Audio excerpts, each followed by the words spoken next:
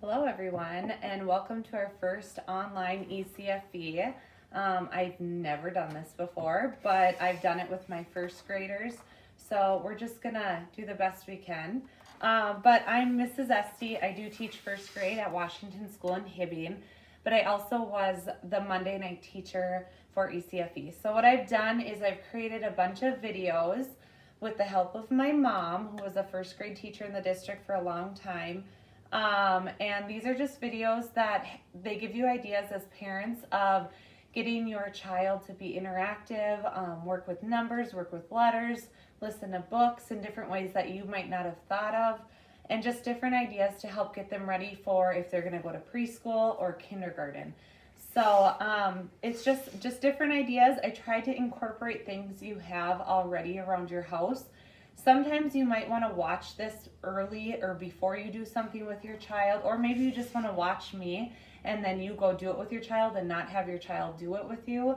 It just kind of coaching you as a parent what we would do in class, but using what you have at home. Some things I might recommend in these videos you can get at the dollar store. So, different arts and crafts, paper, scissors, glue, those types of things are great at the dollar store. Walmart, sometimes even cheaper. So just different ideas for you. But today I'm going to start off, we're gonna start with actually math.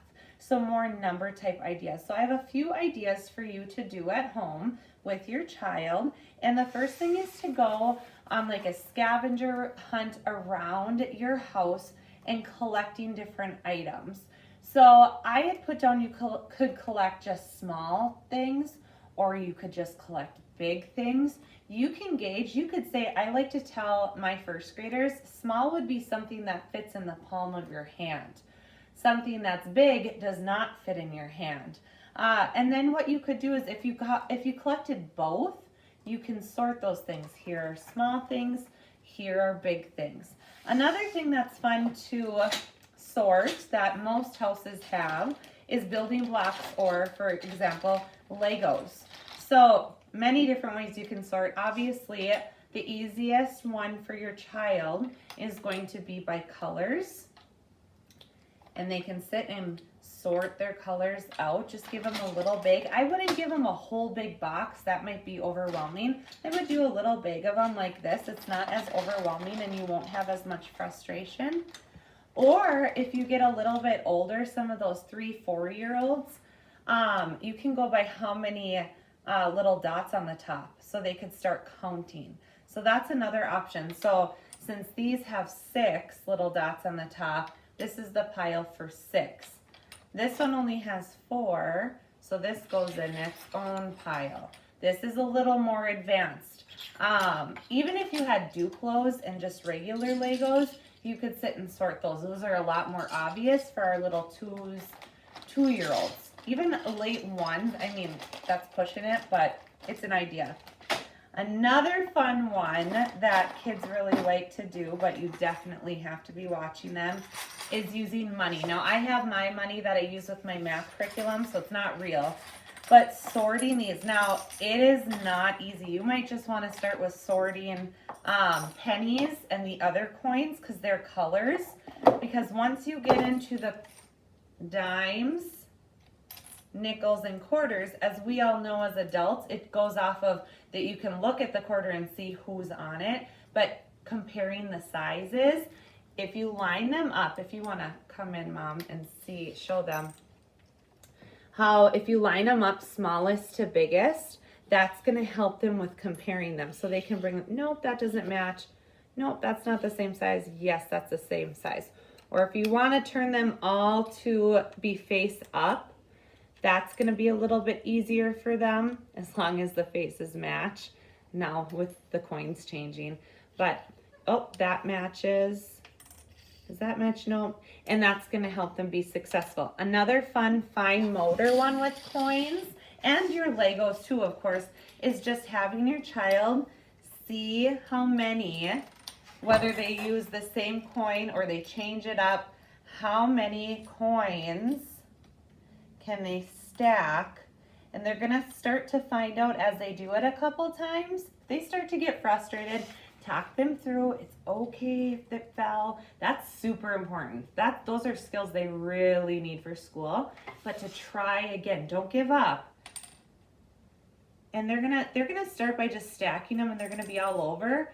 But they're gonna start to pick up, oh, if I kind of straighten them up with my hands and be gentle, that's gonna be better. Their hands are not as strong, obviously, and as ours. And so they're still learning how strong to grasp something, how loose to grasp something. A big thing I see in first grade is their crayons breaking when they're coloring. So this really helps with being gentle with our hands. We don't really need to hold so tight, and it just trains our hands. Something I say in class too is we're doing weightlifting for our hands, and sometimes it's to back off on our hands a bit. So that is a great fine motor one.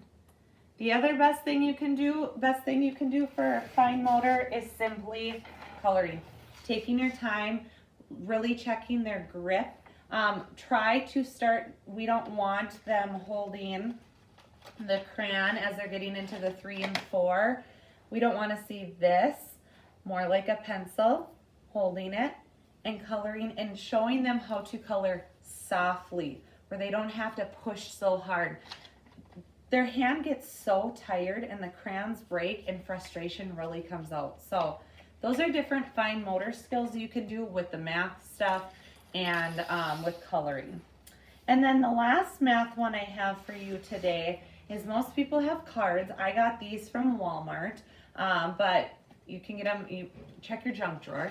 Is going to a card, taking out a card and just practicing counting together that this is 1, 2. Because they're not only gonna associate that they're counting it 1, 2, they're also seeing the number 2 right by it. I know my own daughter struggles with, she can count things, but to identify that's the number 2, this is gonna be a great representation of the 2. Okay, so you count 1, 2, this is number 2, I'm gonna put it over here. Maybe once you find matches, you can match the numbers. Ooh, this is a bigger one. 1, 2, 3, 4, 5, 6, 7. Oh, there's 7. Does that match 2? Nope, but we're gonna set them over here. And then if I got another 7, I could match it. Now another thing as they get older, so that would be like 2, 3-year-olds, maybe when they're 4, maybe, and not every kid is different. Don't worry if your child can't do all of this. It's okay. You could say which one has more. That's going to be the best as they're younger. Which one has more? Not which one is greater, which one is bigger. They don't understand that concept just yet. Which one is more? So I like to say, if we celebrate birthdays, we could say, on your next birthday, which would you be older? Would you be older if you're 7 or older if you're 2? They really seem to understand age and as they get older. So, or I'll say, do you want 7 cookies or do you want 2 cookies? So something they really like, do you want 7 LOLs or 2 LOLs? 7 boxes of Legos or 2 boxes of Legos, and then they can kind of associate that this is more, oh, I'd want more of that. So that's a great thing you can do on top of just counting on these cards because it's a nice association with the number. Last but not least for the kids to do with you, and then I'm just going to give you some tips, is another thing you can have, this is kind of switching over to reading and language arts, is practice, and this is going to take practice because at first they're going to say, just read it to me, just read it, because I'm sure that's what you've been doing. This is just another idea of when you're reading books with them, is to open up to a page and you just simply ask them, what's going on in this picture? What do you see in this picture? A skill we really practice in first grade and kindergarten is to be able to read the pictures. My first graders, majority of them cannot read this. That's fine. I don't expect them to. But can we use the pictures to help us figure that out? So your job right now is to help them realize and look at details and different things. For example, your child might say, oh, it's a mommy and a little kid looking out the window. And they might not notice the details of no leaves or anything, but just keep encouraging them. Say, tell me more, tell me more. You don't want to do that. Just say, wow, that's really good. Just keep encouraging. I know all parents seem to really want their kids to be able to read like right now, but that can sometimes discourage them away. We just want to keep the positive, the encouragement, and that reading is fun, and it's with mom, dad, grandma, whoever it may be, and that it's a positive thing. In this one, they may say, oh, I see birds in the tree, and I see a kitty cat, and the mom and the little girl are walking to the tree. And then you could maybe say, oh, what do you think they're pointing at? Those types of things. You do not have to read the book at all. If you want to go back and read it, you sure can, but I would wait until the child, if they hold their attention, can go through the whole book themselves. If this book is a little bit longer, maybe you find a smaller or a shorter book that you could go through that for a 2-year-old that will keep their attention. Those board books are really, really good for 2-year-olds. My daughters really like the ones too that you can feel. So it really holds my 2-year-old's attention. And this is not only going to help with their future reading, but this also goes into our future reading, is with their talking, their vocabulary. You know, these 2-year-olds are just starting to talk. This is really going to help with their vocabulary as well, which is huge. Now, the last thing I kind of already mentioned, this is for bedtime stories. So I just showed you how to read the picture, but I just really want to encourage, and this isn't just to your level of parents with your age of kids, it's to all parents. You could have a 10-year-old at home, you could have a 5-year-old, you could have a 1-year-old, you could have a newborn, but reading is supposed to be fun. Reading is supposed to be enjoyable. Just because someone else's child who maybe is the same age is reading biscuit books, don't worry about it. This is tips for you. Do not stress yourself out about your child's reading or your child's development, because your stress is just going to go down to them. They can read you. They can read if mom's feeling stressed or grandma's feeling stressed. We just want reading to be enjoyable. You could have, I even tell parents who maybe they're the top reader in the whole country, I'm being extravagant, but I still, even though those kids in first grade can read chapter books, I still want their parents reading to them. I still want the child to be a child, a first grade, age appropriate book for that child. Even though they can sit and read all the Junie B. Jones books out there and all these things, we just want it to be time with you and your child together and enjoying fun, exciting books. So that's all I have for you today.